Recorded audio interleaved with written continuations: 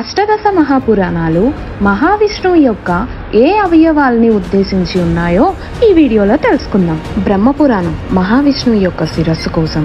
పద్మపురాణం మహావిష్ణువు యొక్క హృదయం, విష్ణు పురాణం మహావిష్ణువు యొక్క కుడి చేయి, వాయుపురాణం మహావిష్ణువు యొక్క ఎడమ చేయి, శ్రీమద్భాగవత పురాణం మహావిష్ణువు యొక్క తొడలు, నారదపు పురాణం మహావిష్ణువు యొక్క నాభి,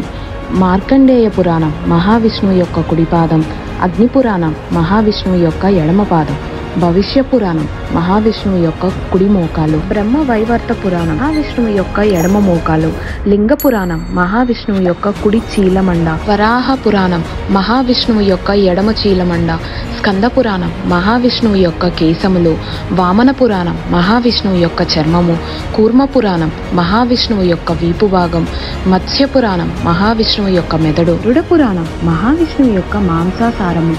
బ్రహ్మాండ పురాణం మహావిష్ణువు యొక్క ఎముకలు మొదలైనవి మహావిష్ణువు యొక్క శరీరంలోని 18 అవయవాలతో పైన చెప్పబడిన పురాణాలన్నీ పోలిస్తారు. ఒకవేళ ఏదైనా పురాణం కోసం మర్చిపోయింటే కామెంట్ బాక్స్ లో మెన్షన్ చేయండి. అలానే ఈ పురాణాల కోసం ఎవరికైతే తెలియదు అనుకుంటున్నారో వాళ్ళకి ఈ వీడియోని షేర్ చేసేసి సబ్స్క్రైబ్ చేసుకోమని చెప్పండి.